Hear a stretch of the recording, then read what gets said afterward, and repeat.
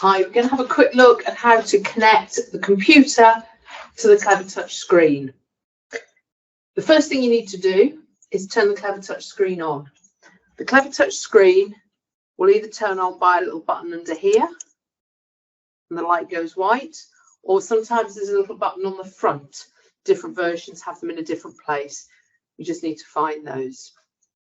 A common thing when you come into a classroom with a Clevertouch is that somebody has decided they wanted to plug their laptop in and not the computer. So whichever it is that you two cables plugged in, either to your laptop or to the computer, the HDMI cable, which is like a rectangle with the corners cut off, you pop that one in, and that connects the computer and the screen, and the USB cable, which connects the touch screen element of it. So we pop those two in, and then a little wiggle, make sure they're really firmly in. Then the next thing that might happen is that it's not connected to the right place. So we swipe up from the bottom of the screen, swipe up. Mostly they connect on HDMI 1. If HDMI 1 doesn't work, then you might need to check some of the others.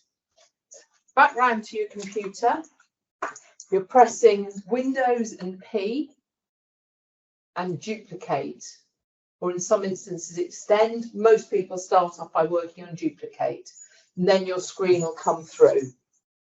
So from here, we can use this screen as a touch screen. We can draw on it.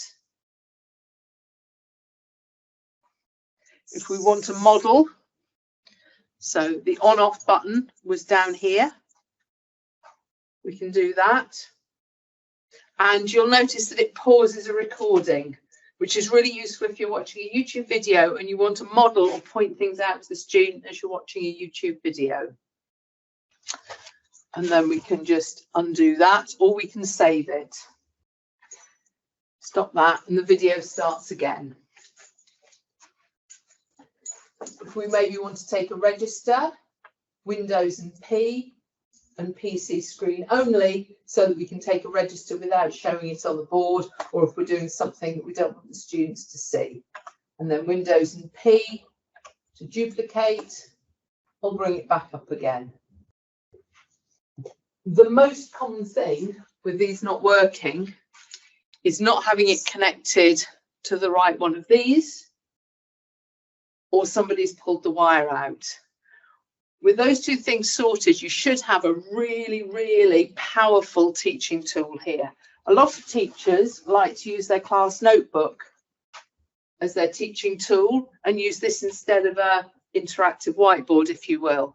So on here, we can use our drawing tools and we can annotate on our OneNote or class notebook, or we can type or draw or whatever it is we want to do. And we can drive the whole lesson through this. There are videos in there. We can use this. And of course, because that's a class notebook, it will save automatically. If we use these draw tools up here, if we use these draw tools, they will disappear. They're not actually on the class notebook. They're just overlaid onto the class notebook. But if we use these ones up here,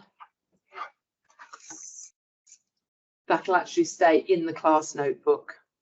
Thank you very much, and I hope that's useful to you.